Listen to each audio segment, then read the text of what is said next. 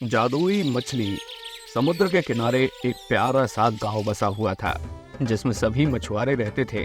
वो लोग रोज सुबह सुबह मछलियां पकड़ने जाया करते थे और उन्हें बाजार में बेच देते थे। उसी गांव में चंदन नाम का एक आदमी रहता था।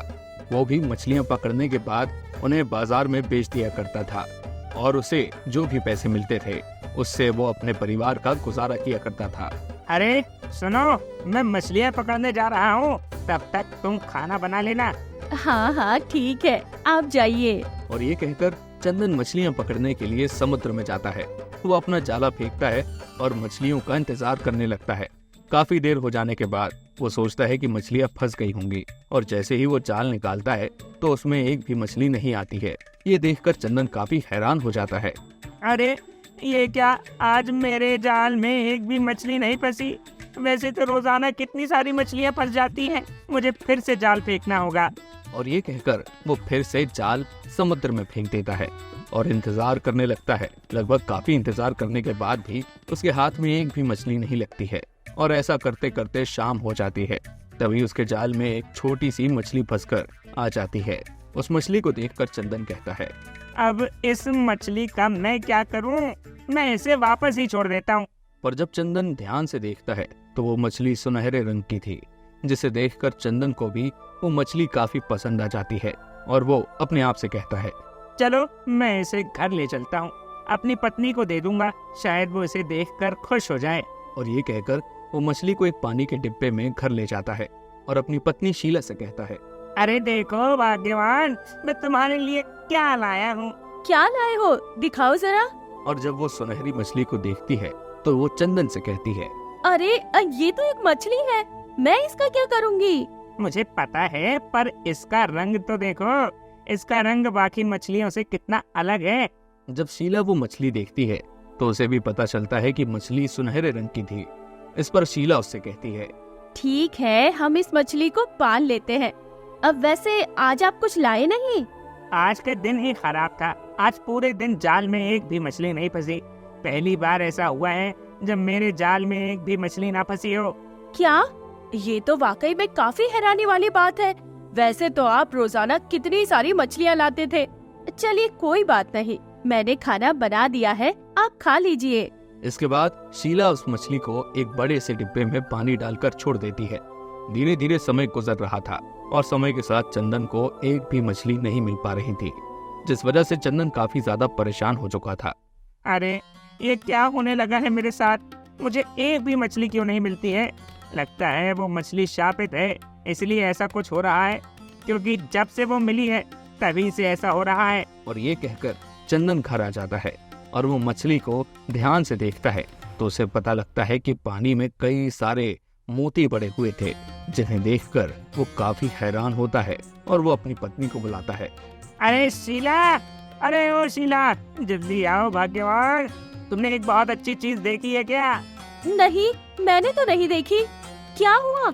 आप इतने खुश क्यों नजर आ रहे हैं? क्या मिल गया आपको? अरे देखो तो, इस मछली ने कितने सारे मोती दिए हैं। क्या? अब मोती? पर ये कैसे हो सकता है? और जब शीला वहाँ पर आती है तो वो देखती है कि पानी में कई सारे मोती थे। ये देखकर वो काफी खुश हो जाती है। पर ये हुआ कैसे? मछली कब से मोती देने लगी? मुझे तो लगता है ये जादुई मछली है। और इसके बाद चंदन उन मोतियों को निकाल लेता है और बाजार में बेच देता है। धीरे धीरे समय गुजर रहा था। अब तो चंदन काफी खुश हो गया था। वहीं जब गांव के लोग उसे अमीर होता हुआ देखते हैं तो वो काफी हैरान हो जाते हैं। अरे चंदन को क्या हो गया भाई? ये अचानक अमीर कैसे होने लगा है? ऐसा लगता है जैसे कोई खजाना मिल गया हो इसे। वहीं दूसरी तरफ अब वो मछली बड़ी होने लगी थी, जिसकी वजह से उसके लिए एक बड़ा सा बर्तन मंगवाना पड़ा था और समय के साथ साथ वो मछली बहुत ज्यादा बड़ी होती जा रही थी। ये देखकर चंदन और शीला काफी परेशान थे। अरे ये क्या हो रहा है? ये मछली इतनी बड़ी कैसे हो रही है? अजी, मुझे तो कुछ समझ में नहीं आ रहा है। अगर ऐसा ही रहा तो ये मछली तो हमारे घर को तोड़ देगी। हमें इसे समुद्र में ही छोड़ देना चाहिए। वैसे भी इसने हमें इतना दे दिया है कि अब हमें किसी चीज की जरूरत नहीं है। हाँ, तुम बिल्कुल ठीक कह रही हो। और इसके बाद चंदन उस मछली को घर से बाहर निकालता है तो गांव वाले उसे देखकर काफी हैरान हो जाते हैं। अरे चंदन, इतनी बड़ी मछली तेरे पास कहाँ से आ गई और तूने अभी तक हमें बताया क्यों नहीं था?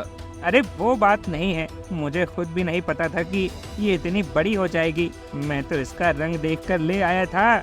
वहीं वो मछली देखते ही देखते बढ़ती ही जा रही थी, जिसे देखकर चंदन कहता है, हमें जल्द से जल्द इसे समुद्र में छोड़ देना चाहिए, वरना ये इसी तरह से बढ़ती ही रहेगी। और इसके बाद चंदन और गांव वाले मिलकर उस जादुई मछली को समुद्र में छोड़ाते हैं। समुद्र में जाते ही वो मछली फिर से छोटे आकार में आ जाती है, जिसे देखकर चंदन और गांव वाले काफी हैरान हो जाते हैं। अरे वो मछली कहाँ गायब हो गई? कहीं नजर नहीं आ रही है। पता नहीं कहाँ चली गई, ये तो बड़ी ही रहस्यमय थी यार। तभी अचानक चंदन की नजर उस मछली पर पड़ती है और वो देखता है कि वो छोटी बन गई है और वो समुद्र की दूसरी तरफ जा रही थी। ये देखकर चंदन बहुत खुश हो जाता है और वो अपने आप से अपने मन में कहता है, अच्छा, तो तुमने ये सब जानबूझकर किया था, पर तुम्हारा बहुत बहुत धन्यवाद जो तुमने मुझे अमीर बना दिया। और इसके बाद चंदन समुद्र से लौट आता है और अब वो बहुत ही खुश था। चंदन बहुत खुश था क्योंकि वो अमीर होने के साथ साथ बुद्धि से बहुत ही तेज हो गया था। चंदन सभी मछुआरों का एक गुट बनाता है, सभी को नई नई तकनीक सिखाता है, उन सभी को नए नए इंस्ट्रूमेंट्स देता है वो। और देखते ही देखते मछली पकड़ना आसान भी हो जाता है और नदी में दूर जाकर गहरे पानी में भी वो लोग मछली पकड़ने लगते हैं।